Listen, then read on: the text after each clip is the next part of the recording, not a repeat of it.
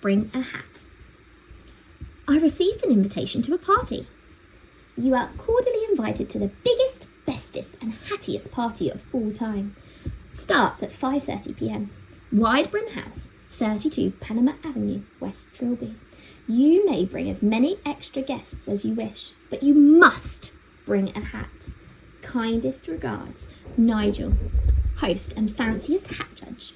P.S. Seriously, don't forget the hat. The party depends on it. P.P.S. Try not to be late this time. Immediately, I panicked. I didn't own a hat, and the invitation specifically stated that I must bring a hat. The party depended on it. I searched everywhere for a hat. Peddler's Finest Hat Store. Sold out.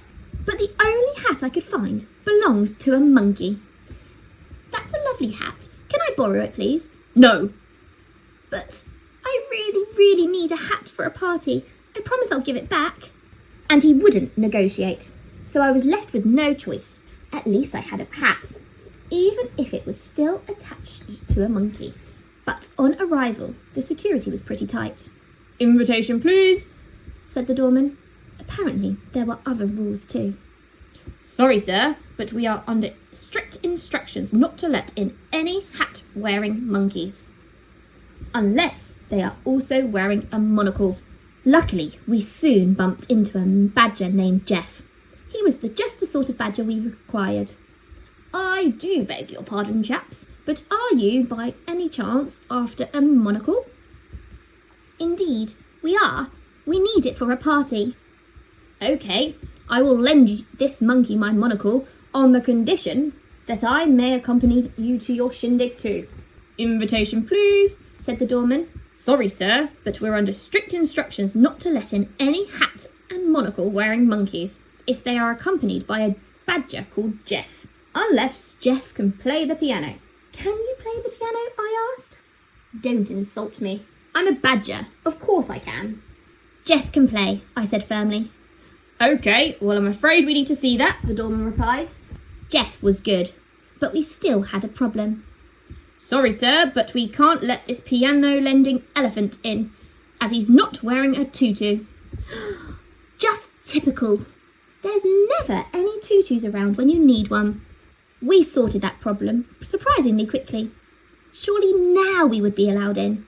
But we failed to read the notice again. Under no circumstances is a tutu to be worn without the supervision of an accompanying penguin. Martin kindly helped us out. And as he was a very clever penguin, we were already prepared for the next rule. All penguins accompanying pink tutu-wearing elephants must bring with them a suitcase full of cheese. Luckily, we had the cheese ready. But it turned out the cheese needed to be sliced, and none of us had thought to bring a knife. And that was when I broke. Look! These are the silliest rules I've ever heard! Nigel clearly stated on his invitation that I could bring anyone I wanted, so long as I brought a hat, and I brought a monkey in a hat, so technically I brought a hat and... Nigel? Said the doorman. Who's Nigel? This is Felicity's party. This isn't number 32.